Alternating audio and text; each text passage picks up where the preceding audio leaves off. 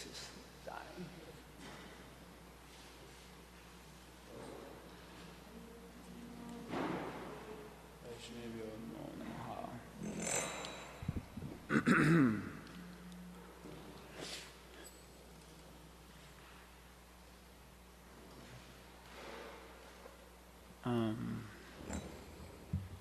Okay.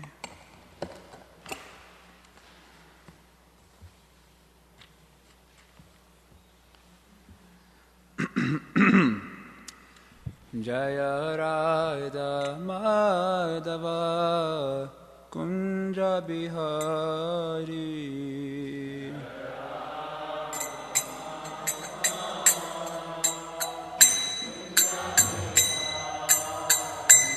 Jaya Gopi Janavalabha Girivaradhari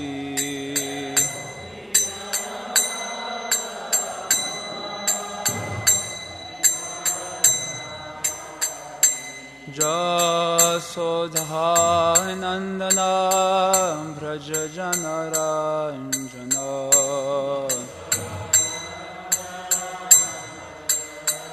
Jamunatira Vanachari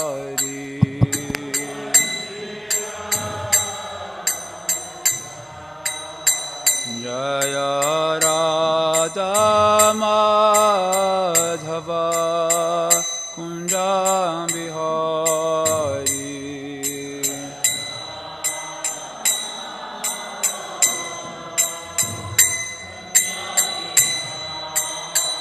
Jaya Radha Madhava Kunja Bihari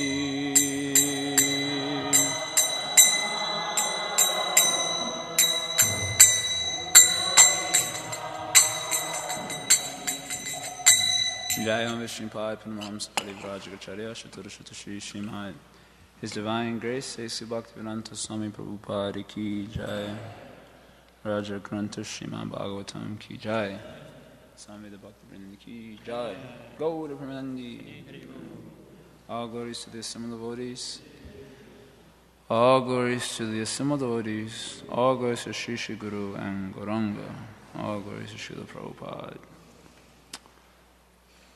Om Agyantamirandasya Gyananjana Shalakaya Chakshurun Militam Yena Tasmai Shri Gurave Namaha Shri Chaitanya Manobhishtam Stapitam Yena Bhutale Swayam Rupakadamayam Dadati Swapadantikam Vancha Kalpatarubhyascha Kripa Sindhubhyarevacha Patita Nam Pavanebhyo Vaishnavebhyo Namo Namaha Jaya Shri Krishna Chaitanya Prabhu Nityananda Shri Advaita Gadadhar Shri Vasadi Gaura Bhakta Vrinda Hare Krishna Krishna Krishna Hare Hare Hare Rama Rama Rama Hare Hare O Namo Bhagavate Vasudevaya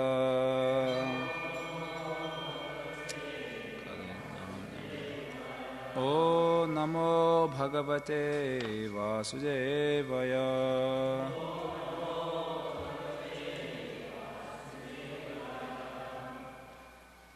O Namo Bhagavate Vasudevaya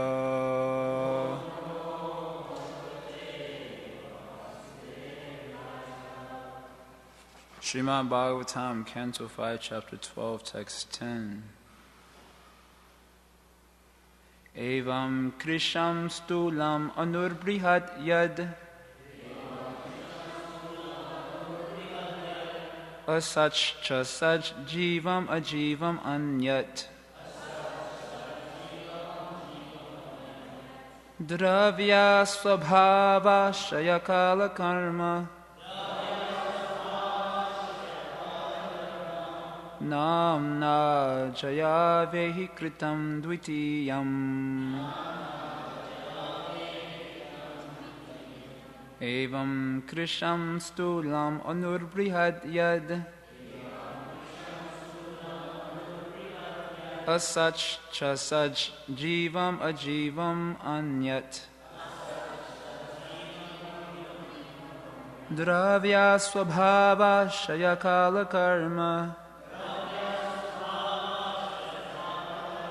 Namna Jaya Vehi Kritam Dvitiyam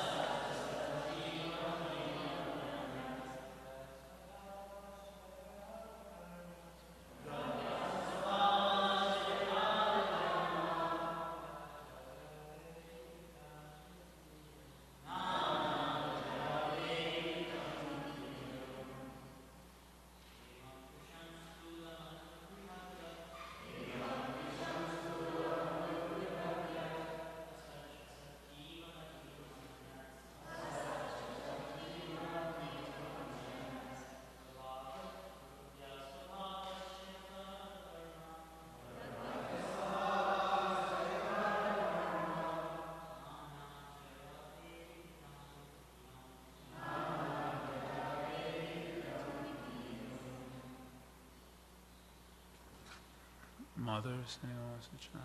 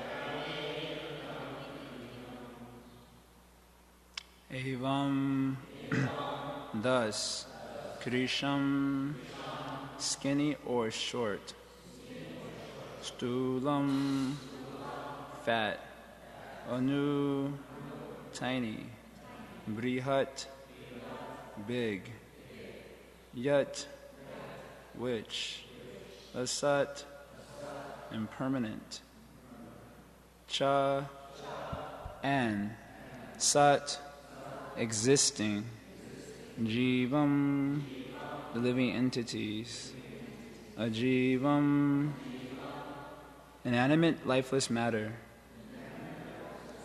Anyat, other causes, Dravya, phenomena, Swabhava, nature, Ashaya, disposition, Kala, time, Karma, activities, Namna, only by such names, Ajaya, by material nature, Avehi, you should understand, Kritam, done. Dvitiyam, duality. Translation and purport by Srila Prabhupada Ki Jai. Translation: since this universe has no real ultimate existence, the things within it, shortness, differences, grossness, skinniness, smallness, bigness, result, cause, living symptoms, and materials, are all imagined. They are all pots made of the same substance, earth, but they are named differently. The differences are characterized by the substance, nature, predisposition, time, and activity. You should know that all these are simply mechanical manifestations created by material nature.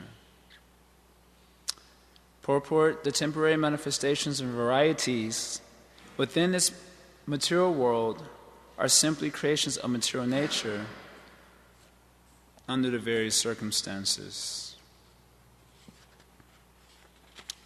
Prakritihi kriyamanani gunai karmani sarvashaha.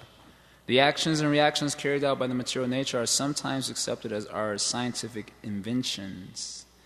Therefore, we want to take credit for them and defy the existence of God. This is described in Bhagavad Gita, chapter 3, verse 27. Ahankara vimudhatma kartaham iti manyate.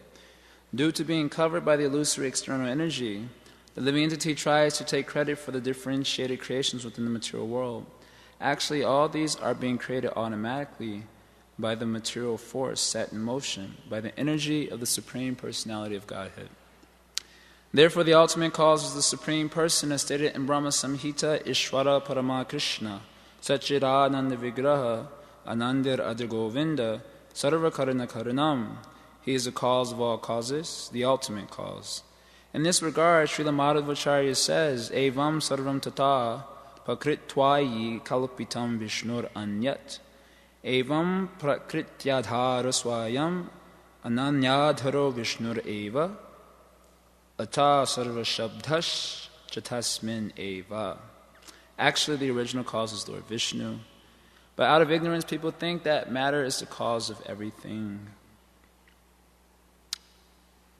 Raja Goptasrayo Bhumi Sharanam Cheti Lokikaha Vyavahara Natat Satyam Toyo Brahmashrayo Vibhu. Things are contemplated on the ephemeral or external platform, but actually this is not the truth. The actual protector and shelter of everyone is Brahman, the Supreme, not the King.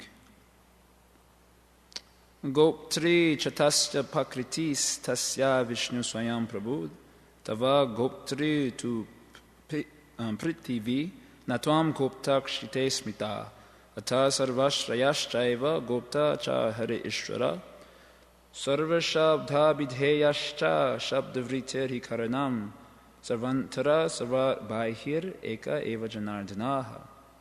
The actual protectress is the material nature, but Vishnu is her Lord. He is the Lord of everything. Lord Janardana is the director, both externally and internally.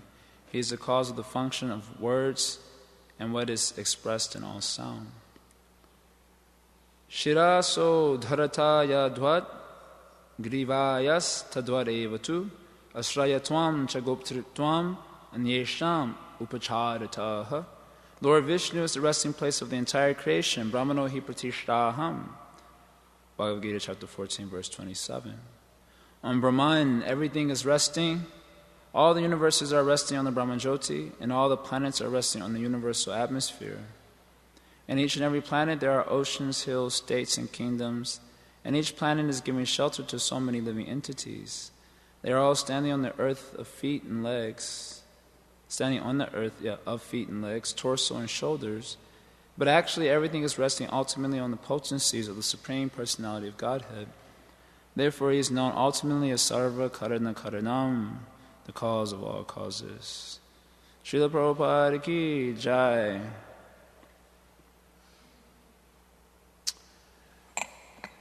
So I think this is a section where Jada Bharata is now responding to the king's aggressive statements to him about sarcastic statements to him in the previous chapter, right?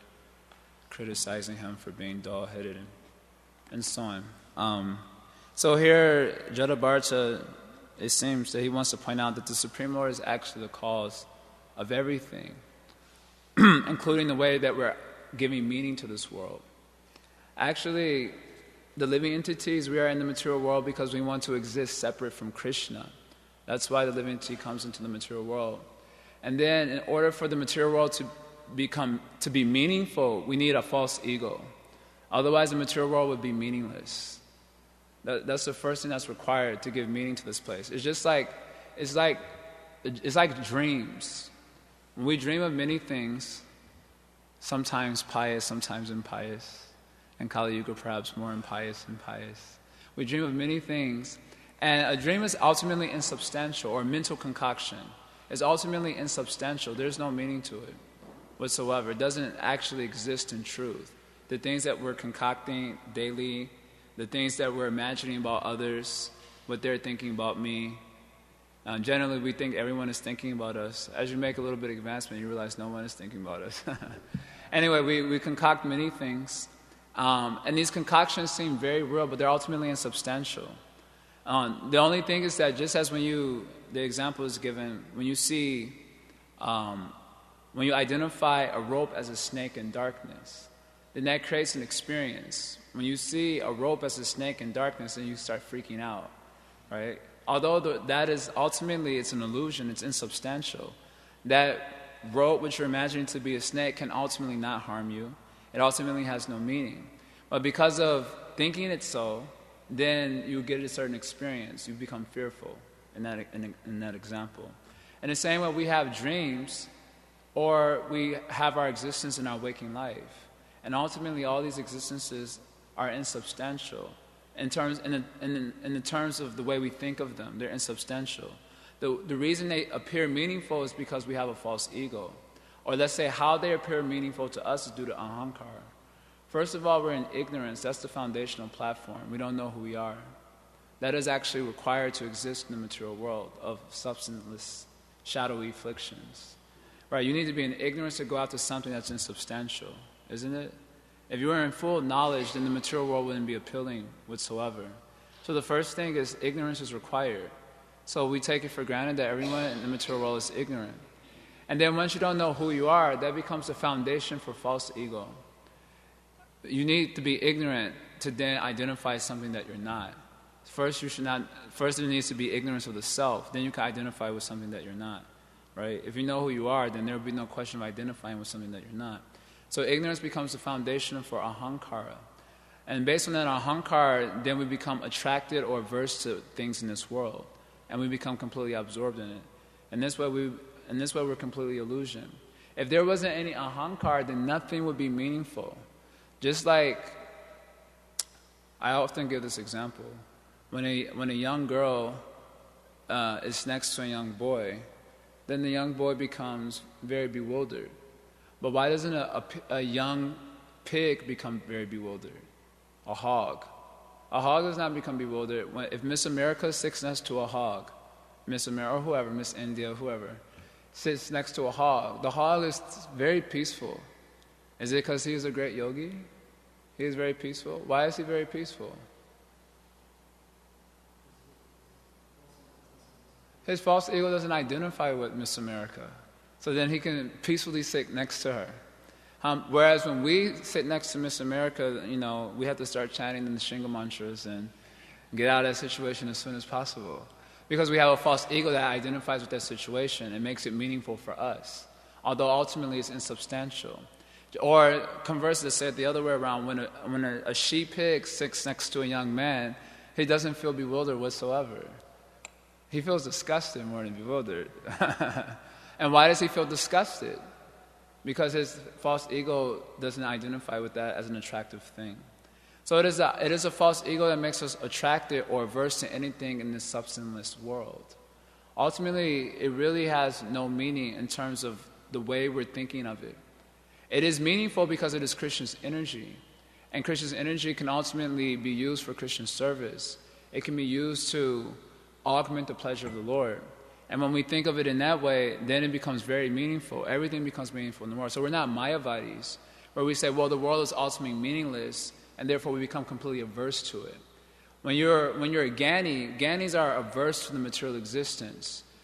They see that it is substanceless, and so they're averse to it.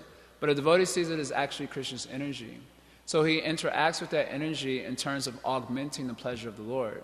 So therefore, everything in this world becomes meaningful, but due to the freedom from false ego, or the identification of being a servant of Krishna, and then seeing how this energy can connect to Krishna, then everything becomes meaningful. The entities in this world become meaningful, the various forms become meaningful, and so on.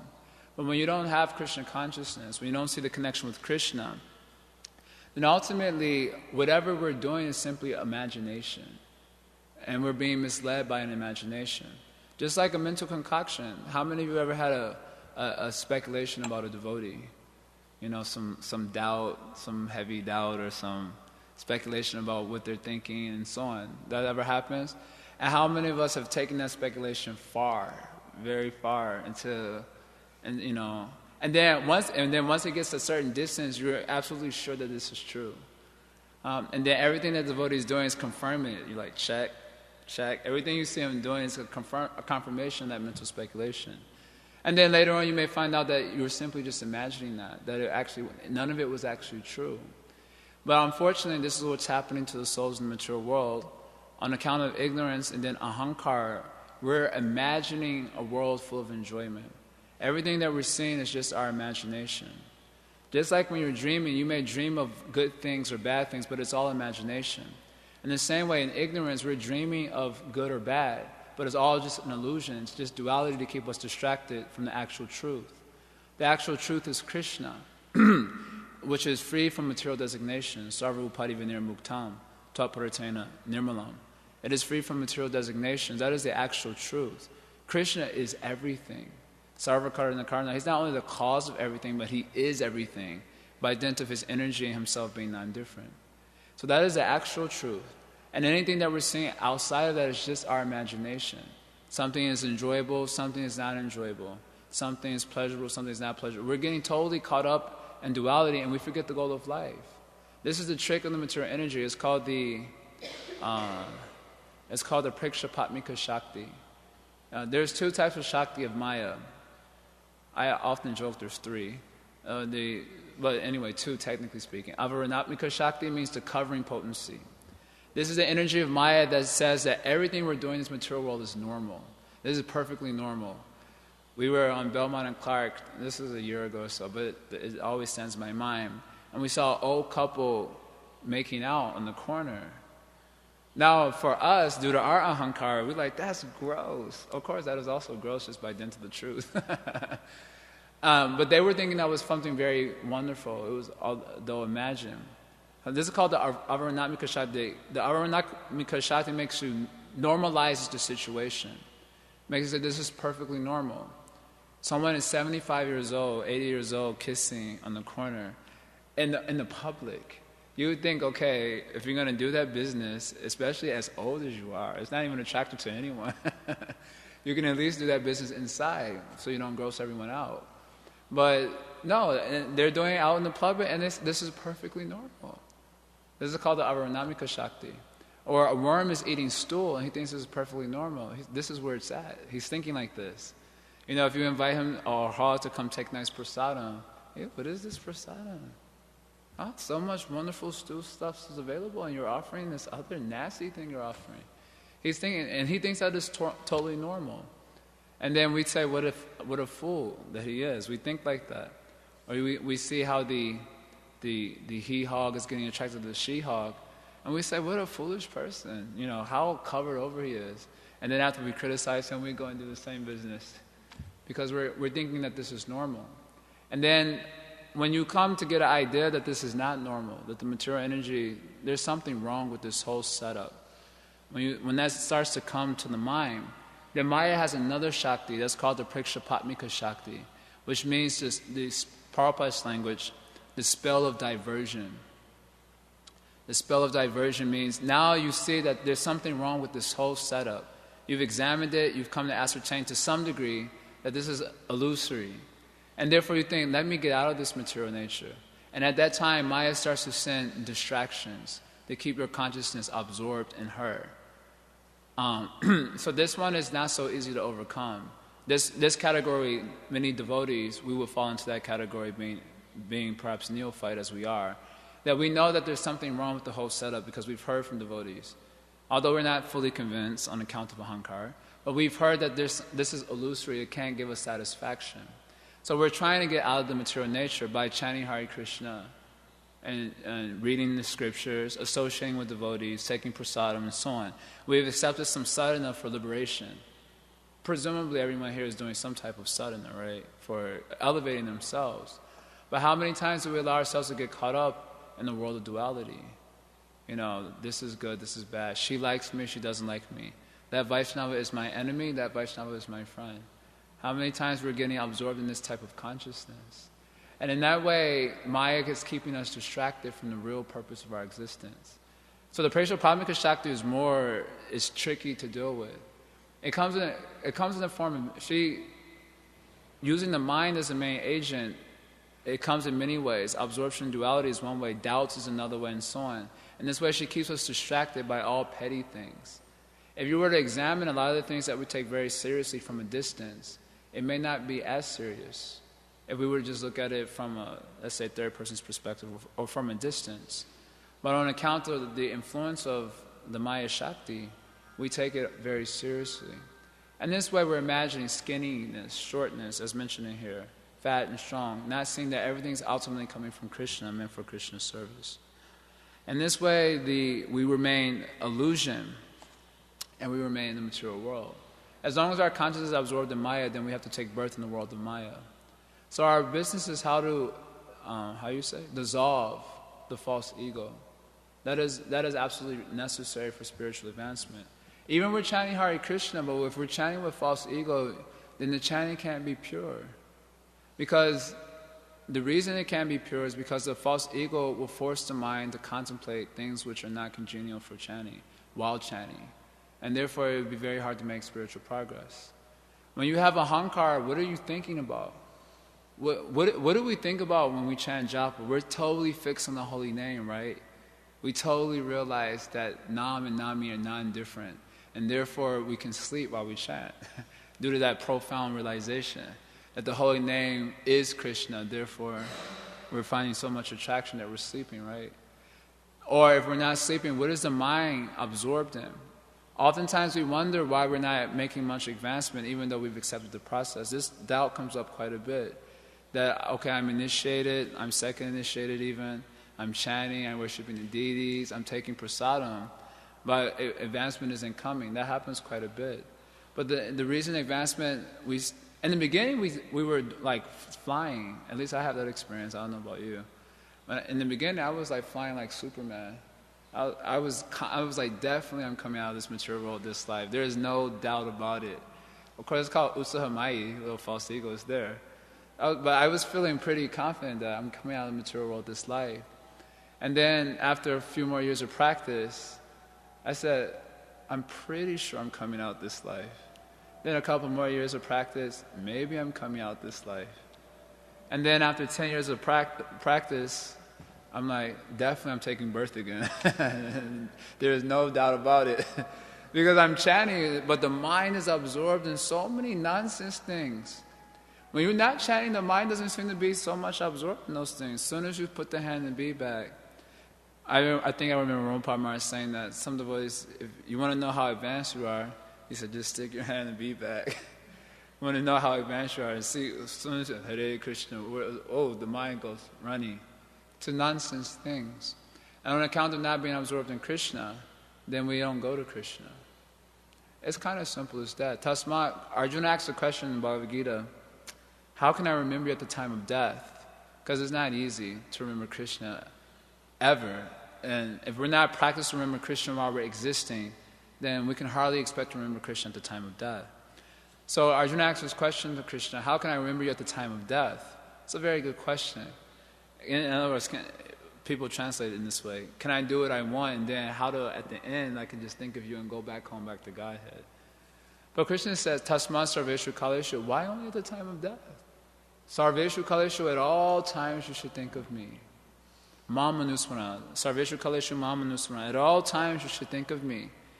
And Arjuna likes that program. Okay, I'll just go to the forest then and think of you. And then Krishna says, Yudicha, and you also engage in your duty.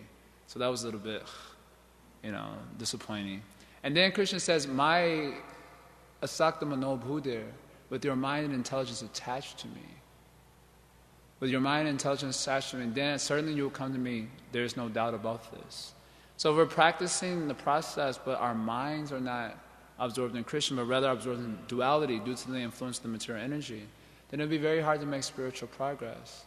And therefore, 20 years is passing by, and still some of the same petty topics that were interesting for us when we first started out are still interesting for us 20 years later. And then we're wondering why we're not improving. So it's absolutely essential that we increase our absorption in Krishna. It is not that principle is not practical. Mamana bhava ma bhakto. When we hear that, Krishna says, think only of me. When I heard that, I was like, what type of instruction is this? Think, in the false ego, first, what type of person is think only of him? And then, of course, he's God, so we don't have any problem with that as devotees, in theory. But in practice, think only of Krishna. Can you do that even for 5 seconds? Think only of Krishna for 5 seconds. Let's try it out. Not even for 2 seconds you can do. Mine is jumping. Isn't it? At least you're thinking about what I'm saying. Anyway, that's also, in a sense, not indifferent. So it's very difficult to think only of Krishna throughout one's entire existence, even for a short period of time, to speak of one's entire existence. But it's not that instruction is impractical. The process of spiritual life is about step by step increasing our absorption in Krishna.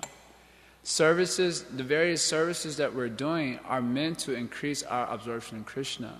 It's very important that we don't run into the trap of feeling satisfied by just being engaged, but not being attentive to how our consciousness is actually being absorbed. Sometimes we feel because I'm engaged in devotional service, then certainly I'm protected. And to some degree that is true. But if your mind is not engaged, then you're in danger actually. There's great dangers there. And we see that all the time.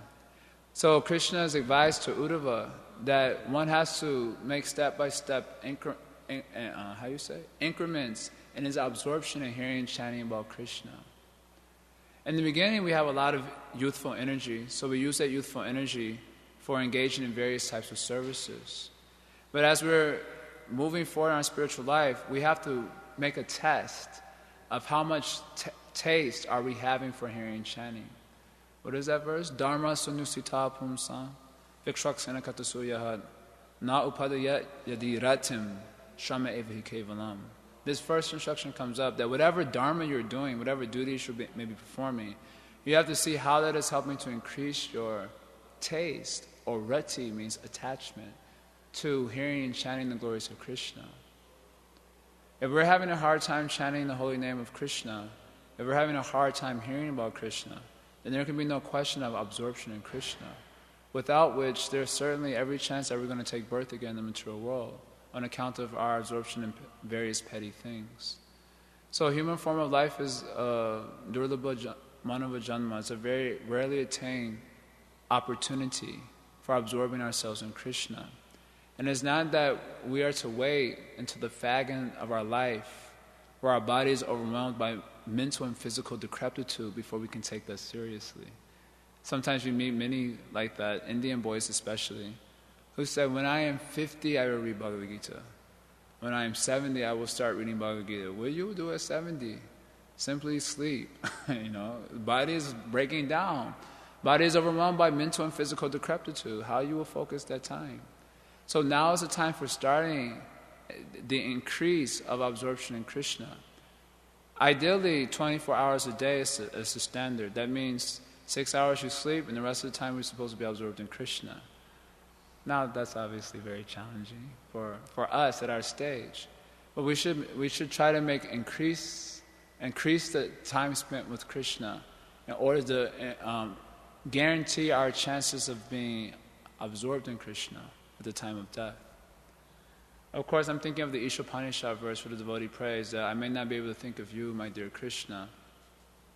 So you please remember all that I've done for you, so that at least you will think of me at the time of death.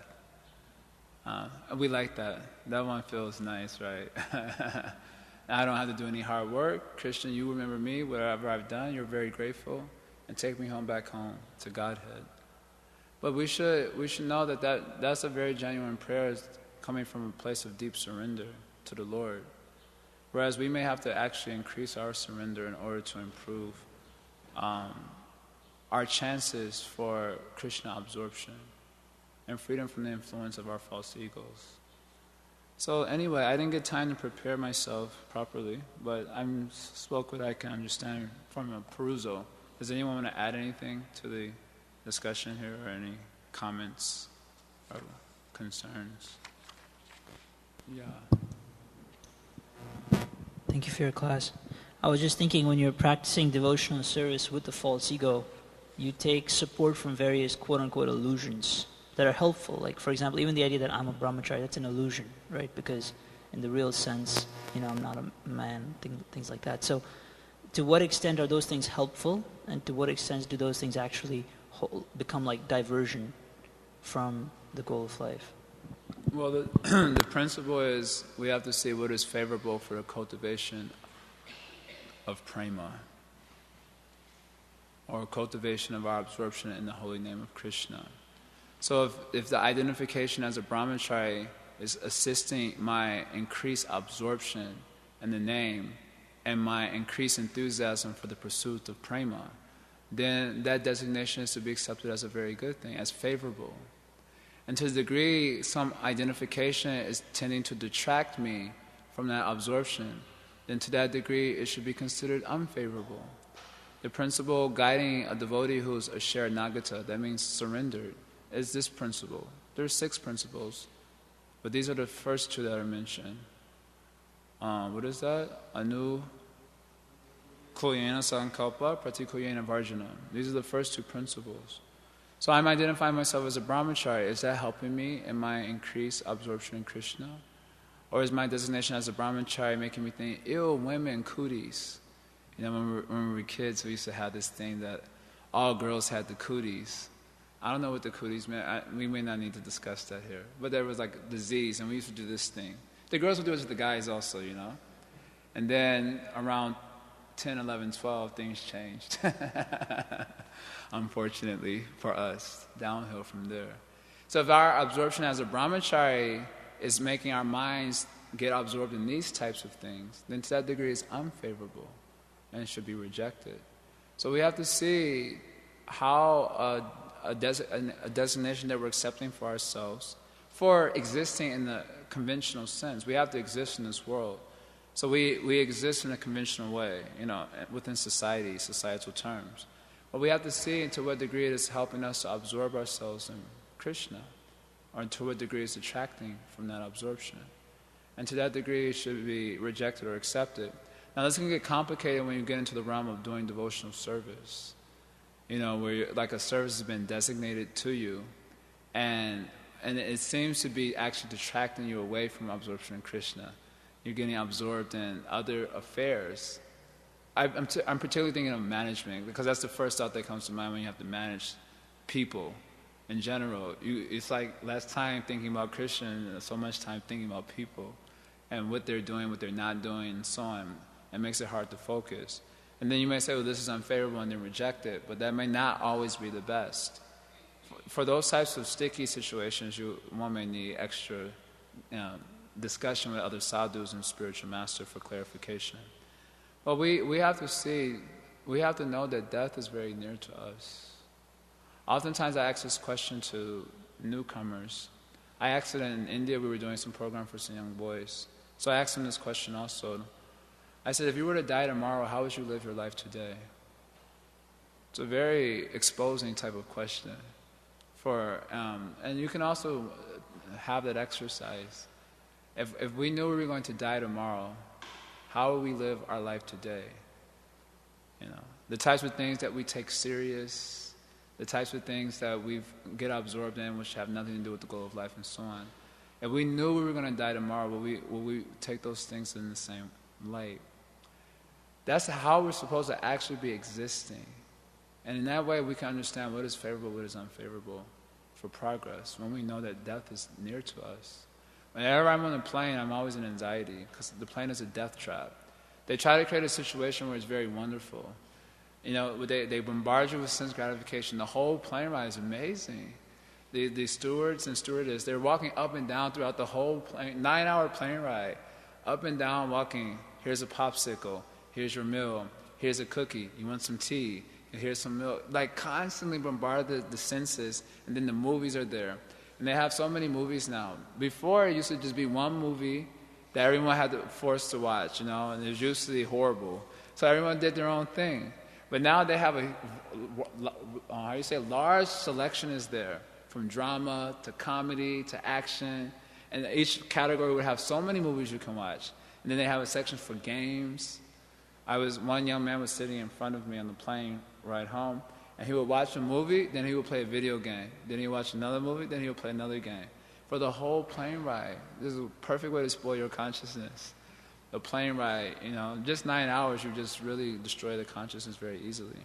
But I'm always in anxiety on the plane, because I always feel death is very near. You know, it's a very precarious situation. You're thousands of miles up in the air. Anything can go wrong at any moment. A bird flies to the thing, finished, you know. Finished. Something like as small as that can finish you off, you know. And many times when they're going through the clouds, I noticed this on the plane ride.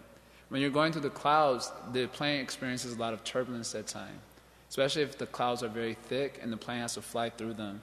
That time the plane experiences a lot of turbulence. So when you look out the window, you can't see anything but cloud, and the plane is like shaking like anything. I'm like, this is it. Hare Krishna, Hare Krishna. At that time, you can focus a little bit on Krishna, because it's very evident that I'm in a precarious situation. But once we get on ground level and we start to associate with others and everyone's loves and kisses and an illusion, then we forget that we're very close to death. So therefore we become bewildered what is needed and what is not needed. When you're in a situation where you're about to die, it's very clear what should be accepted, what should be rejected. But when we're not aware of that, then it becomes very bewildering. So that has to be the guiding principle for a surrendered devotee. Is this favorable for my attaining the goal of life, prema, or is it not? That becomes challenging sometimes, yeah.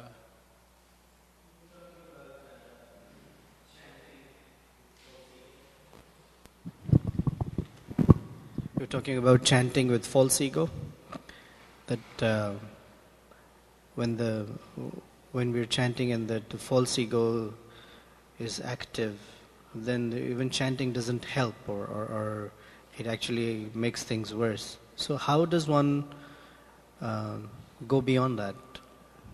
My understanding is Shravanam will save us. Shravanam, of course, can save us, but Shravanam particularly is very important for everyone, but especially so for neophyte devotees, because every Shravanam program, if done attentively, creates a samskara, a bhakti samskara. This is mentioned. Now the conditioned souls, we're suffering from so many other samskaras from our existence in this life and previous life. So that means when we chant, those samskara means impressions. Those impressions rise to the surface, particularly when we're chanting. And so if we can fill our life with more devotional samskaras, then those samskaras can arise in the mind, and thus keep the mind at least within a boundary of Krishna conscious level absorption. And that can help to generate enthusiasm for getting more fixed on hearing the name. Prabhupada says that actually one should just hear the name of Krishna. But hearing is very difficult for one who has an uncontrolled mind. And then, how does that sequence go in the Bhagavatam? The Prabhupada gives in the end of chapter 3. For one, if you want to control your mind, you have to be pure. Yeah, one who is not pure in mind cannot just hear. We have experience, isn't it? But to be pure in mind, you have to be pure in action. And to be pure in action, you should be pure in eating, sleeping, mating, and defending. Prabhupada said that. So the standard is to just hear the name of Krishna, actually. But we can't do that because we're not pure in mind. So by the process of Shravanam, that creates devotional samskara. So that helps us to keep our mind within a devotional arena. In my experiences like this, which can generate enthusiasm for just getting fixed in chanting Hare Krishna. When the mind is filled with a lot of devotional thoughts, that generates utsaha. When it's filled with anarthas, we become melancholy. We feel like just dropping the whole program. It's not working. But when you have it filled with devotional thoughts, it can create enthusiasm. And then that enthusiasm, we can take it to our chanting to fix our consciousness in the name of Krishna.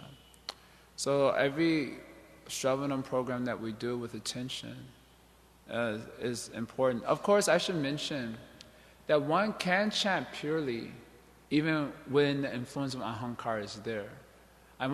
This point should be mentioned because actually ignorance is prevailing all the way up until the stage of bhava.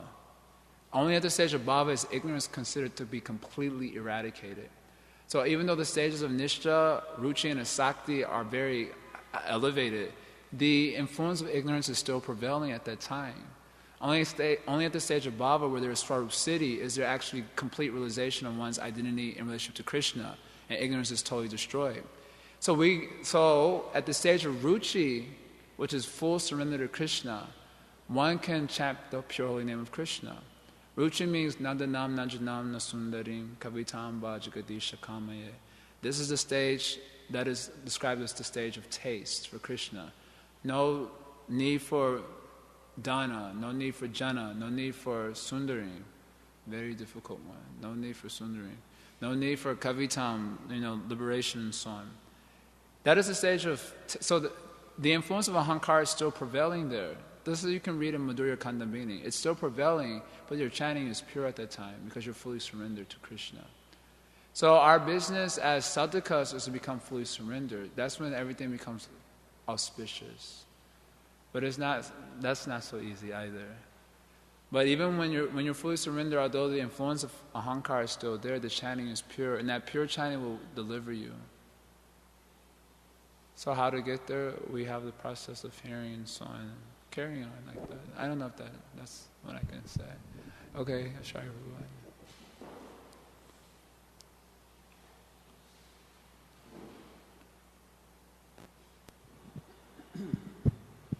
You brought up that sequence from the Srimad Bhagavatam of purity in mind, action, and the senses. And he asked the question about how much our identity helps us to actually make advancement as opposed to just being an illusion. And then his question, it's all in the same line. So it lined up for me very simply that we need a culture. It's not that we necessarily identify with our varna or something like that, but we have to accept that culture knowing that we are conditioned. That's with guidance and everything as you explained, knowing what is suitable for us. And then within that culture, as you were also pointing out, the mind has to be engaged. It's not just that you do the activities, but the purity of mind actually comes when you absorb the mind in the substance of those activities, which is the devotional content or we have a temple culture where at Mangalarti, okay, I'm there, but are you actually tuned in and absorbing your mind in the sound vibration of the song, or are you just there so there's different levels of absorption, and when all of those line up, it makes it much easier to actually just be focused on chanting when you get to the chanting part, because your whole being is engaging properly like that, and then the natural thing is to be able to absorb in the chanting. So as far as pure chanting or whatever, I don't know how that exactly connects, but just as a practical thing, that alignment, as you were pointing out, I'm just saying it with other components to it, allows us to focus more naturally, I guess. And that also includes, of course, what we're hearing and everything, but it just sort of flowed like that for me. So I don't know if that makes sense for anybody else.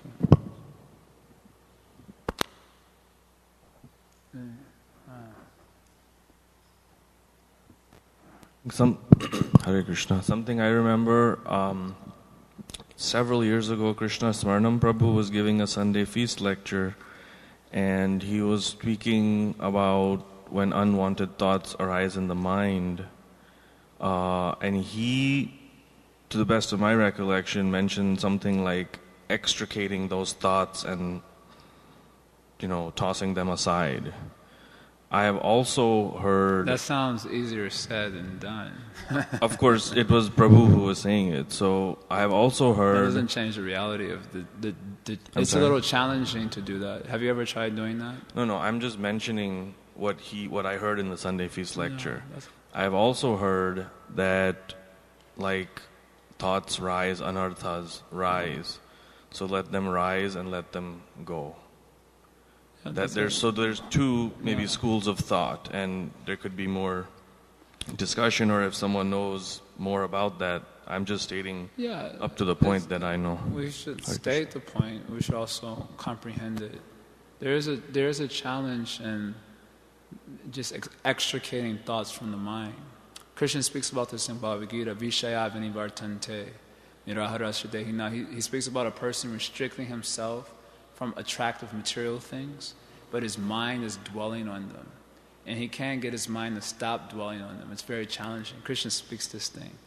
But by getting attracted to a higher taste, he's able to draw his mind away from those lower things and get absorbed in something better. So Bhaktivinoda Thakur also mentions this, that the real secret to controlling the mind, it has to be controlled by a higher taste, by a higher attraction. That's how the mind actually can get controlled. If we're just doing the, grit the teeth program of resisting our material attractions, then there's every chance at one point falling down. Because we're actually still attracted. We're just, that's Maya, that's abominable, that's stool, pus, and urine, but very nice. And then again falling down.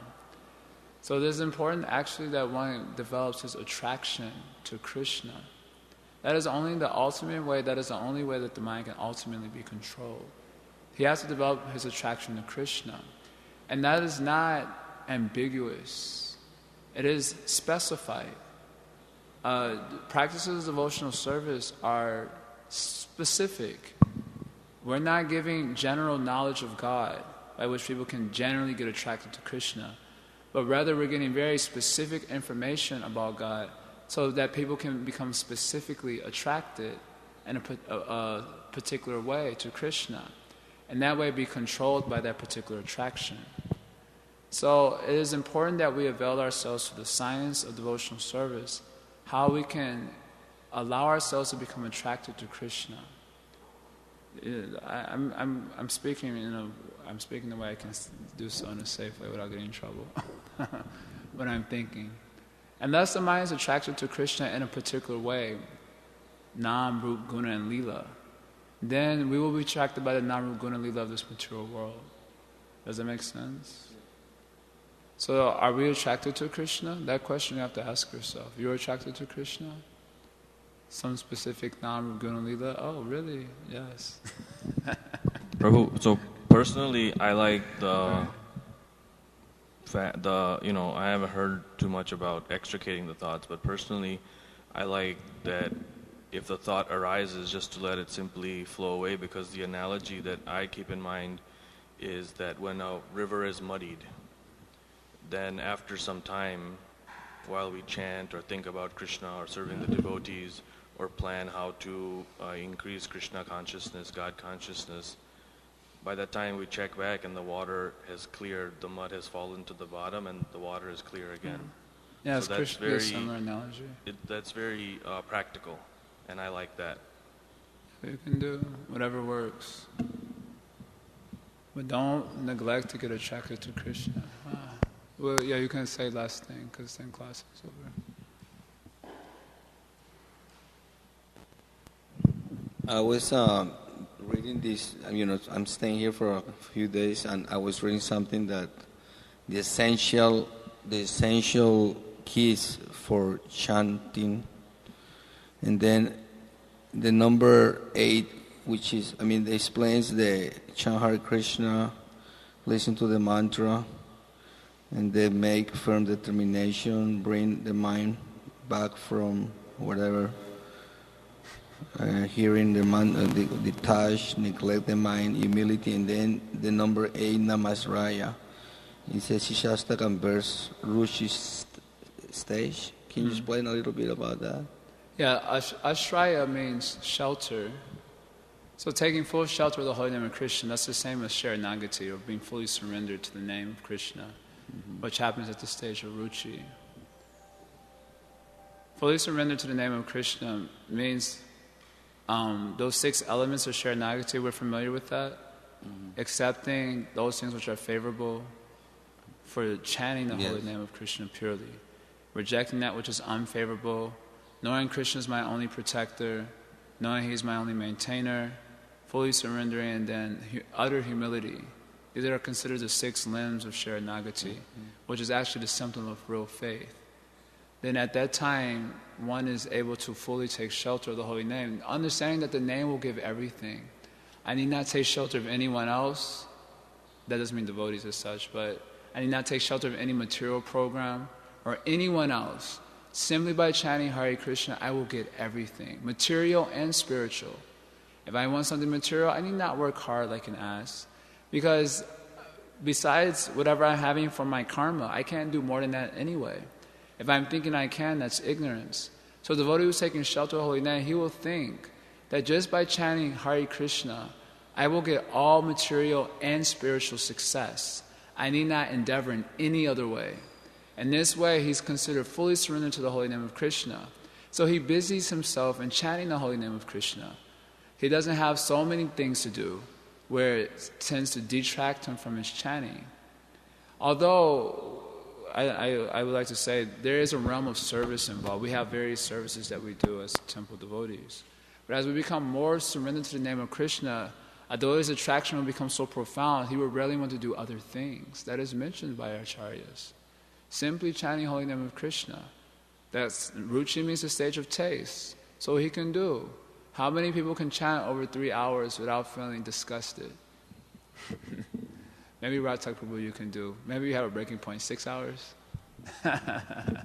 How many can chant over 3 hours without feeling like exhausted or excessively lusty or something like that? No. I was. Anyway, we can understand by their activities after the 32 rounds what is going on with the consciousness. It's not such an easy thing to have that taste. So to be surrendered to the holy name of Krishna is not an ordinary thing either. It is a very profound state of surrender to the Lord. That's what we need if we want to get the goal of life. Everyone has to become surrendered to the name of Krishna, where they take interest in nothing else but chanting. Other services will be going on, of course, but his interest is in chanting the holy name incessantly. If we come to that stage, then guarantee back home, back to Godhead. Until then, we're on thin ice. We should be very much concerned. Hare Krishna, Srila Prabhupada Ki Jai.